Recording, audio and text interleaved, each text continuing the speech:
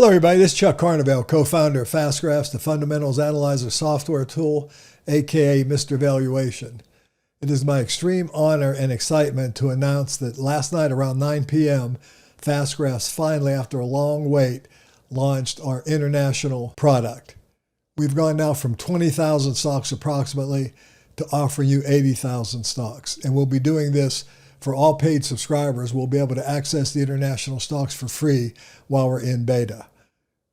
We are going to be producing comprehensive tutorials on the new product here very soon. But today, we just want to give you a kind of a brief introduction to what the international stocks look like and how to use them. And so I'm going to turn this over to my son, Colton. And before I do, I want to congratulate our team. They did a fabulous job. There's some really exciting aspects of this product that I think you're going to be really impressed with. And we really look forward to showing it to you. Thanks for watching. Hey everyone, Colton here with FastGraphs.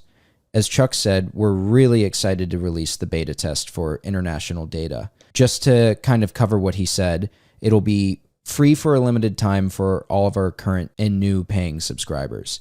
At some point, this will move to a paid product once the beta test is over. And in order to continue to use international data at that point, you'll have to purchase an add-on for your subscription. But we'll release more information about the cost and how that will work later on during the beta test. In this video, though, I'm going to go over the 4 main ways that you can access international data and interact with international data. So the first way to access international data is in the ticker search box. Everyone will notice that there is this international data button right here that allows you to turn on and off international data. So in the off state, if I were to look up Johnson & Johnson or J&J, all I'm going to get is the US version of Johnson & Johnson. If I were to turn on this, then I get the different versions of Johnson & Johnson. This one is a German version, this one is a Mexican version, and so on.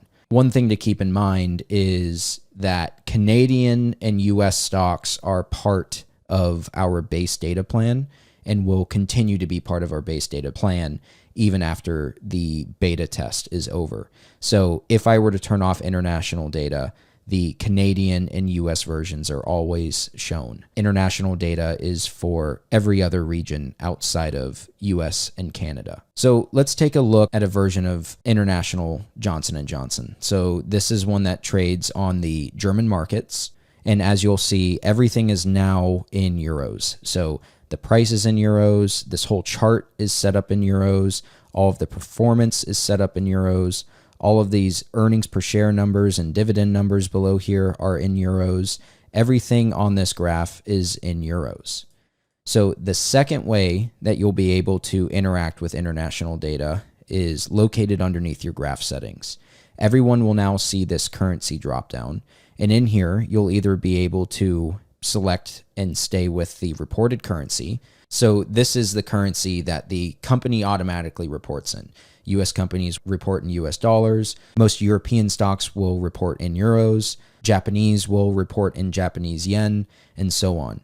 So this will always default to the reported currency. At any point in time, though, you can change this to any other currency that you want, and it will change all of the numbers on the graphs underneath the FastGraphs and financial section of the tool to that new currency.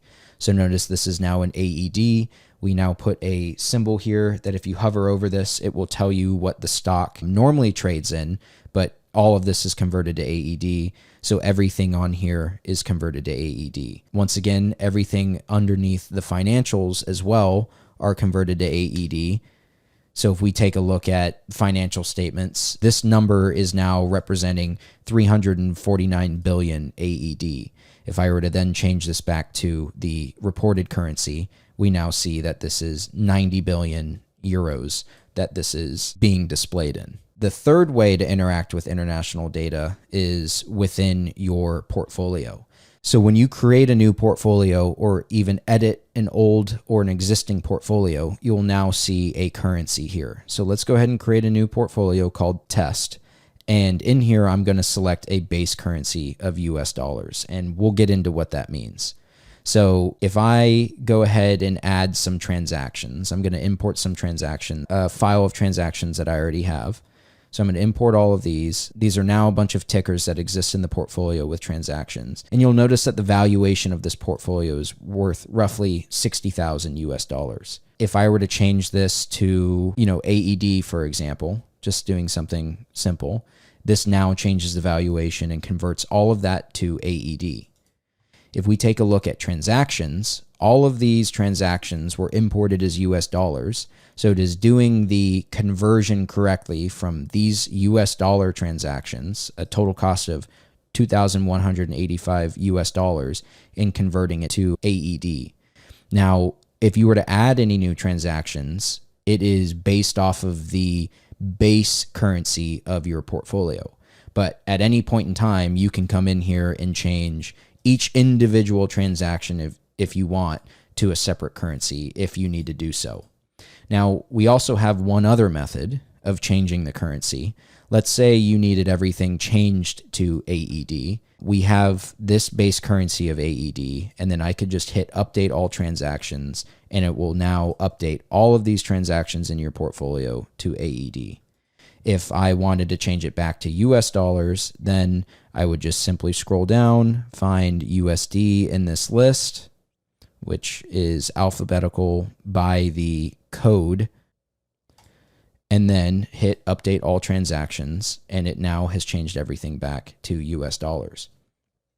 One thing to keep in mind is we're actually not changing the data in here, but the currency itself. So this says 2,185, and it's in a currency of US dollars.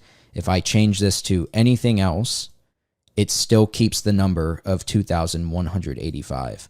What the system does is it takes this number and calculates the conversion back to whatever currency that you have set as your base currency for your portfolio.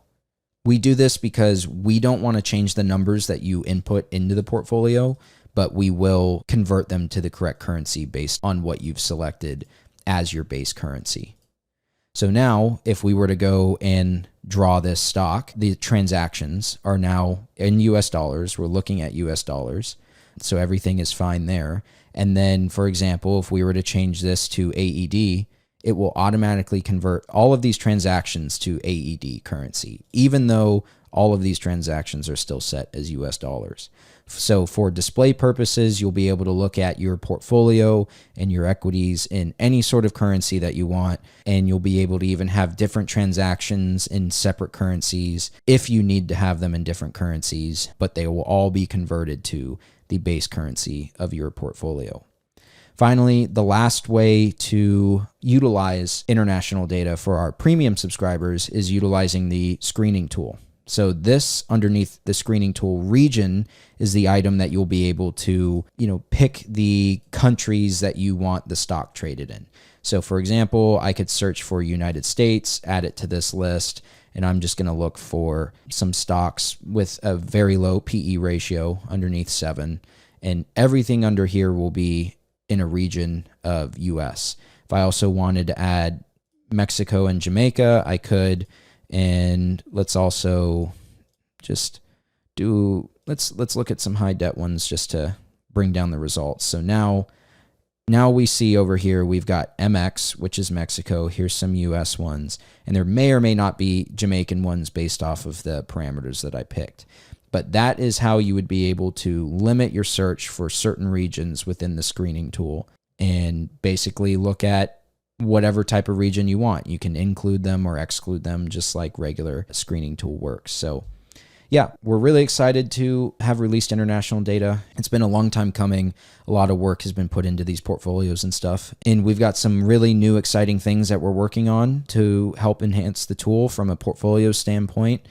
So yeah, that about covers it for international data for this beta release. If you guys have any questions, please feel free to reach out to support at any time. Thanks.